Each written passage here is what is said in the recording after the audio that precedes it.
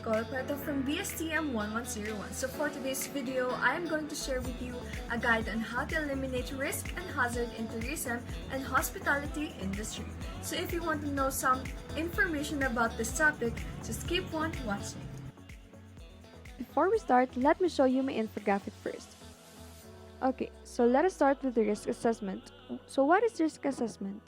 Risk assessment is a term used to describe the overall process and method where you can identify hazards and risk factors that have the potential to cause harm.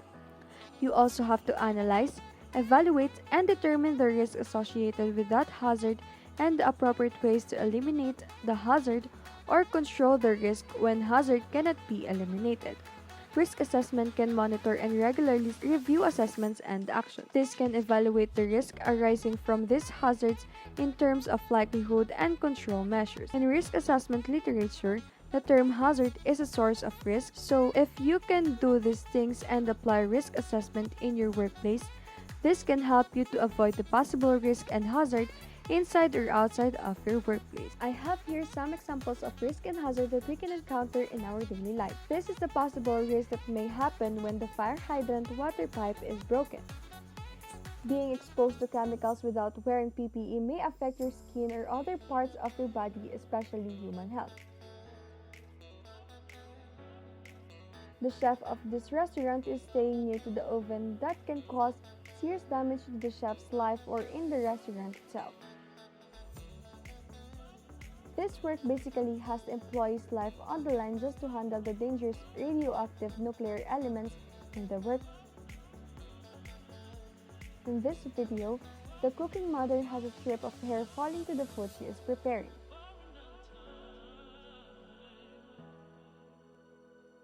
This one is the ergonomic hazard because the boy is slouching while the couples are sitting straight. Chemical hazard. It is a chemical hazard because, as you can see, there are chemicals above the ready-to-serve foods, but in reality, they should have separate storage for chemicals. It is a biological hazard because, obviously, flies are roaming around the kitchen, which can bring bacteria while the foods are being ready to be served. Now that I presented some examples of risk and hazard, let me now differentiate the two so that you can determine a risk and a hazard inside or outside of your workplace. Do you have any idea of what is risk? Okay, so risk is the chance or probability that a person will be harmed or experience an adverse health effect if exposed to a hazard. It may also apply to situations with property or equipment loss or harmful effects on the environment. Meaning to say, if you know that you are already exposed to a hazard, then you are already at risk. As an employee in the tourism and hospitality industry, here are some of the examples of risks that we may encounter and on how to avoid or prevent them. The first one is slips, trips, and falls. This one is a common risk and major accident that most of the employee in the hospitality industry is facing. But there are ways on how to avoid this kind of accidents. The first one is cleaning of a spilled substance and posting a caution sign. Regularly check the floors, no cables or anything lying around the area, and lastly, by cleaning the area properly. The second one is training. It is better if the workers of this industry is trained because it is for them to finish all their tasks safely without encountering risk, because if not, they may encounter cuts while preparing food. To reduce this kind of risk, they should explain every detail including the hazard present in the kitchen, safety precautions, and the wearing of PPE. They also have to train the worker to perform the procedures exactly, and they also have to monitor the progress of the worker to see if they are following the safety standards given by the industry. The third one is equipment. This can cause risk to those workers of this industry, especially if they do not know on how to use these kinds of equipment. So to avoid risk, advise the worker to avoid using these things, and for those workers who hasn't experienced or trained, they should check first if there are broken wires and if the equipment performs well. To prevent the risk, make sure that the person who is using this equipment is wearing a PPE. Make sure that all guards are in place before use. Check the instructions retrofitting older equipment with guards, and do not forget to unplug the equipment before cleanup, maintenance, and repair. The fourth one is hazardous chemicals. There are chemicals for cleaning the oven, dishes, toilet surfaces, drain cleaning product, bleaches, sanitizers, and disinfectants. To avoid food contamination and the proper way of handling chemicals, the industry must use the least hazardous chemicals, wear PPE, and store the chemicals in a separate storage safe. And lastly, the premises. Tourism and hospitality industry is expecting a large number of guests arriving and departing. So the main goal of the industry is to keep the premises safe for the guests. If the industry is not aware of what is the possible risk in their premises, it may cause harm or injury to their guests. So to avoid injury or harm, the industry must check the condition of their gas appliances, fuels, water pipes, and their safety devices.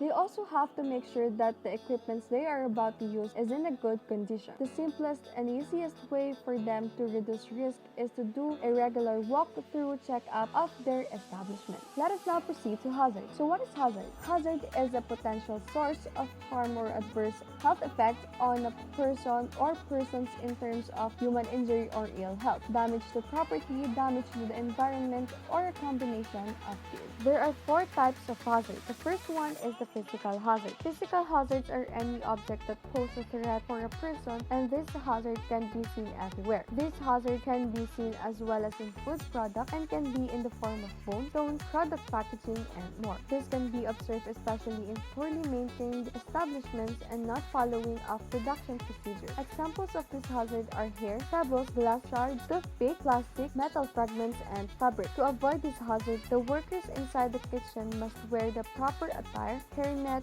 work clothes, kitchen use footwear, facial mask, gloves, and they must practice the proper way on how to handle and prepare food. The second one is the ergonomic hazard. This is the type of hazard that is linked to a person's musculoskeletal system. This is mostly caused to a prolonged strain on the spine due to improper posture. So if physical hazard may affect your health, then this ergonomic hazard may affect your muscles. These are the examples of ergonomic hazards: frequent lifting, poor posture, awkward movements, vibration, and using too much of force. To avoid this kind of hazard, they must adjust the height of the chairs to prevent on slouching and long reaches. Put your work supplies within your comfortable reach and do not force your body to lift a heavy work supplies. The third one is the chemical hazard. Chemical hazard is a hazard which can only be turned into a risk through a variety of factors. This hazard, as the name suggests, deals with chemicals. This is linked through improper handling of chemicals, inappropriate placement, and lack of labeling on the chemicals, which may result in drastic situations. The examples for this hazard are agricultural chemicals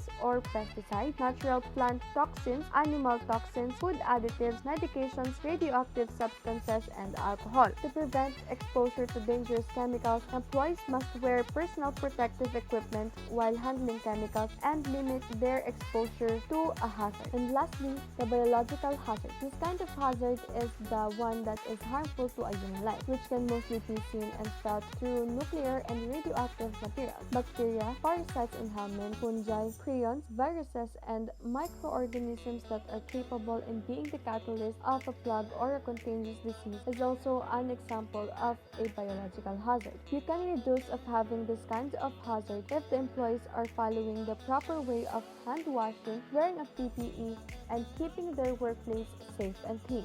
Just a piece of advice for everyone who are being exposed to risk and hazard. Identify all the potential risks as soon as possible, analyze and determine their probability and impact, have a wise mitigation strategies and disaster planning after you reduce the chance of a risk to occur. Monitor the establishment regularly, seek an advice to your manager, conduct an introduction program so that the employees are aware, formalize on-the-job training, appoint health and safety mentors for your workplace, develop a consultative culture, invest in an employee assistance program, reflect and review the possible risk and hazard, keep everyone up to date as soon as possible, and lastly, always determine if you are inside of a hazardous or risky area so that you can apply the risk assessment and avoid them as soon as possible, because it is better to be safe than sorry. So that is it for today, guys, and I hope you learned something from this guide on how to eliminate risk and hazard in tourism and hospitality industry. Thank you for watching. Bye!